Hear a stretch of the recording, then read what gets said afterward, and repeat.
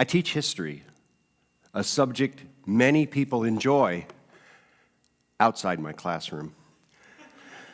I emphasize stories of human struggle, suffering, even catastrophe. Audiences enjoy dramatic stories about conflict, but mine rarely have happy endings. I described this to two friends, also historians teaching at small colleges. The first, many years ago, talking together in a bar in Nashville, asked me if my students are hopeful. Last spring, another skeptical friend at Baylor University quizzed me. While describing one of my courses, he simply put his head down in his arms and said, "How do you have any students at all?" Can I explain how history might encourage hopefulness? Hope expresses desires for a better or equally favorable outcome consistent with convictions about the probability of those outcomes. Hope isn't merely a synonym for optimism, which includes confidence in a future good. Some psychology scholars argue that a vigorous expression of optimism is dispositional, more or less basic to a person's convictions. Hope, however, seems less reliant on a personal outlook. A credible hope can survive the harsh experiences characterizing at one time or another all lives. Yet, that requires honesty about subjecting hopefulness to difficult conditions. The philosopher Martha Nussbaum has suggested that hope involves the thought that one's future good is not fully under one's control. This requires, as far as I see it, looking squarely into the face of human suffering. And we seem to need hopefulness. The historian Richard Evans has described fantasies over alternative versions of the past to include wishful thinking history. For instance, would a Hitler death before appointment as chancellor in 1933 have prevented World War II and the Shoah? What if he had died in 1930 in a car crash?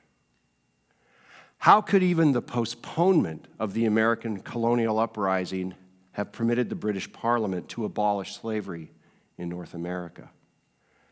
Conspiracy belief explanations of the past, as well as historical accounts by religious extremists, seem to be versions of historical wishful thinking.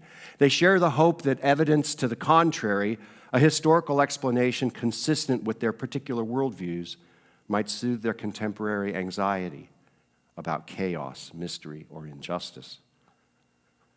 But don't we want meaning in the face of unfathomable things?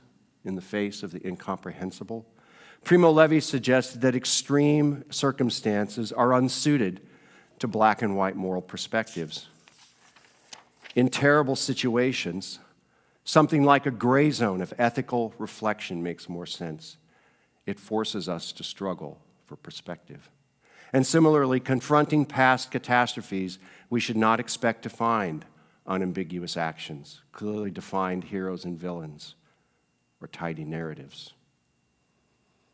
Historians, however, seem to exhibit little interest in the role hope plays in their distinctive kinds of stories.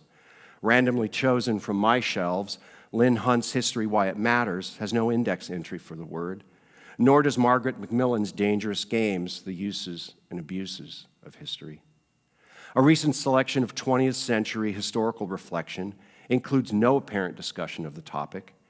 If early modern European accounts are any guide, hope made little appearance in those historical narratives. If their models were ancient historians like Thucydides, hope typically stood for the self-deception of the innocent and the naive. Now, some historians do recognize the attraction of hope in historical reflection, writing, and teaching. Paul Cohen implies that popular histories embody hope for a desired present, an impending future dependent upon a carefully cultivated and mythic past. Sam Weinberg is a leading authority on classroom teaching, and he titles his concluding section of Why Learn History, when it's already on your phone, Historical Hope. In surveys of high school students and citizens recalling the most famous Americans, he found a remarkable consistency among them of naming African Americans like Dr. Martin Luther King Jr. and Rosa Parks above Benjamin Franklin and Thomas Edison. Weinberg linked this to changing textbook and curriculum accounts of the founding of America and other enduring American myths. This evidence suggests not only the greater representation of people of humble backgrounds who flared into national prominence, but far more ethnic and gender diversity in our national imagination. There's more evidence of unity, Weinberg argues, more reason for hope in the shared content of our social and historical imagination than there is evidence of civic fragmentation. My students, often from loving, secure, middle-class families, struggle to understand the causes of injustice and assault lying behind human catastrophes. I try to evoke their sympathy as well as curiosity about the rise of National Socialism in Germany and the causes and nature of the Shoah. We try to get at the experience of combat for civilians as well as soldiers. What explains the modern slave trade and even religious justifications for it? While many of us desire a useful past that is both entertaining drama and inspires moral action, I have no illusions about those typical claims for the purposes of historical study. Learning from the past to avoid its mistakes, never again, finding villains and heroes in the past to inspire our apparent similar struggles today. I and many academic historians are pretty cautious about massaging evidence to meet those goals. Yet historians emphasize the basic vulnerability of people to circumstances outside their control. As I understand it, hope should include a historical perspective on contingency, or how the past could reasonably have happened differently. Hitler could have died on a country road in 1930. The British might have captured General Washington during the New York campaign in November 1776. Knowing broadly how the past did turn out, we reasonably imagine alternatives. Even exaggerated versions like this one can inspire sympathy for ourselves and others as frail creatures. Informed by historical disasters, we may well recognize our shared condition and our dependence on mutual compassion and care. How might historical study help cultivate a moderate degree of hope? Some psychology scholars and philosophers consider hope a basic human disposition, yet capable of encouragement and development, or discouragement being dismantled, even resulting in despair. The philosopher Victoria McGeer has argued that hope's not really an option for us in the sense of something we could rationally choose or forego. But tragically, it is something we can lose, either partially or completely. Our reasonable option is therefore to learn to hope well. She describes learning to self-scaffold clear, reasonable versions of hope through challenge and perseverance. We should seek tactics to develop healthy dependence on others, assisting us through provocation and encouragement. McGeer argues that this is necessary to hoping well, a skill developed over time and fitted with knowledge and experience. In his survey of psychological research on hope, philosopher Michael Malona describes scholarship on confronting stress, which complements how historians define historical reflection, or as many of us like to call it, learning to think like a historian. Historians explain past people's behavior, relying on documents from the past, fully aware that those historians may not discover the story they prefer. Historians hold one another accountable to a self-discipline over getting the kinds of answers, the kinds of historical explanations they want. Such habits resemble what psychology scholars depict as reasonable responses to stress.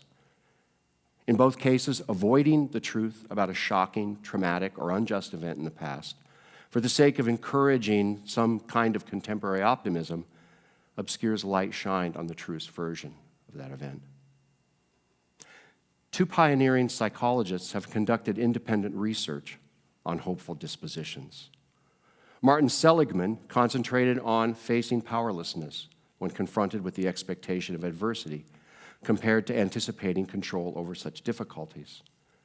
Rick Snyder's landmark 1994, The Psychology of Hope, described how a key to our being able to hope well requires refusing vague, fantastic versions of the world, perhaps one definition of optimism. Instead, we should seek and adopt new sources of information. We should have a flexible approach to interpreting the world. We should regularly update our plans for meeting those goals. Even two of the founding scholars of the psychological study of hope, Carl Menninger and Erik Erikson, they took up the subject following the end of World War II, considering it a vital topic in the wake of collective world trauma. People who'd lived through such a cruel century, faced with staggering, often personal losses, wondered how hope was possible when haunted by those memories. Rooted in such a past, what could we hope the future would hold? My students seem largely to have experienced the best of American life. I also have students who've experienced bigotry, loss of a loved one to cancer or accident. They've suffered a life-threatening injury or illness of their own. They've suffered abuse at home. Their mental health is at peril. No one lives very long without suffering some kind of loss or even catastrophe. Can my fortunate students carefully think through the grief and suffering of others? And can my less fortunate students find encouragement that in such awful things, they're not alone? We should try to defend our reasons for being hopeful. We should acknowledge how hard it is.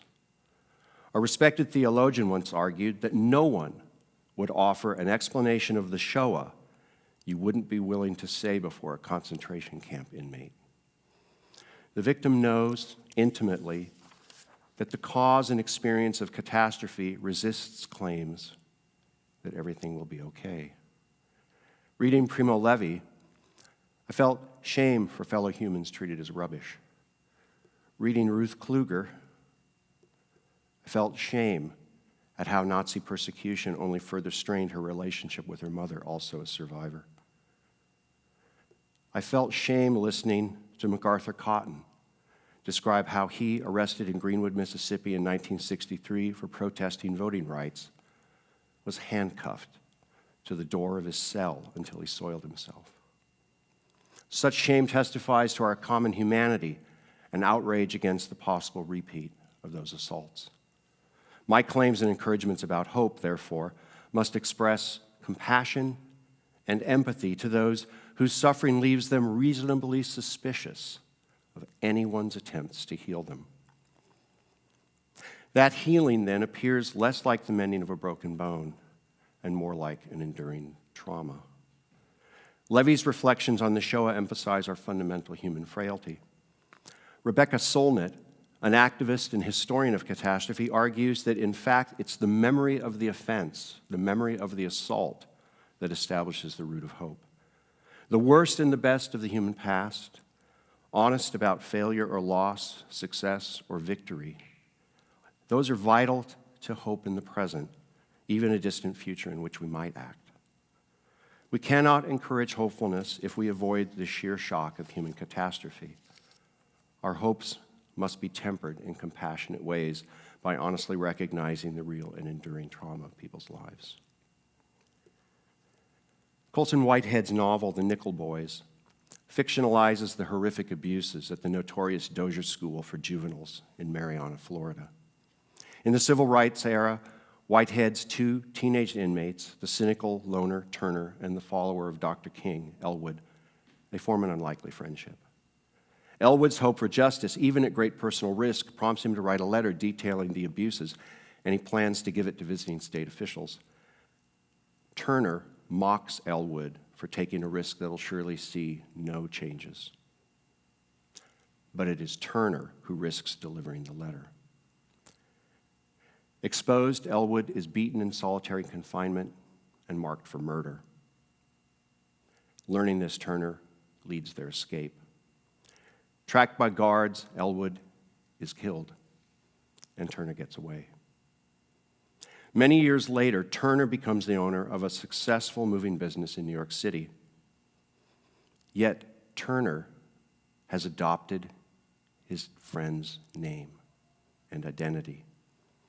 Despite his own sense of himself as prone to selfish despair, those many years later, he's tried to live to the best of his powers a life worthy of his friend.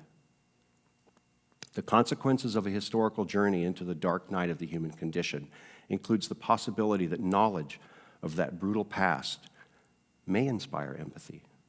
It might provoke some social action and even change a single life. However we might best realize hopefulness, I would like my students to recognize this fundamental frailty in themselves and others. Back in that Nashville bar, when my friend asked me how my students had hope, I'd been describing how Wendell Berry's novels prompted me to think of the students who aren't going to transform the world. They're not going to kick a dent in history. They're not going to do any other such near impossible thing. My students will typically build lives in small towns, small businesses. They're going to teach in rural schools. They admit they live in a confusing and even worrisome world. If I'm a modest person of modest means in a modest place, how can my convictions and actions make any significant difference? Historical training can help train our modesty, which is a sign of intellectual humility. It recognizes what we know and what we don't know, and what we cannot know about the past. That modesty, alongside the kind of hope I've described, admits the future is outside our predictive or even active control.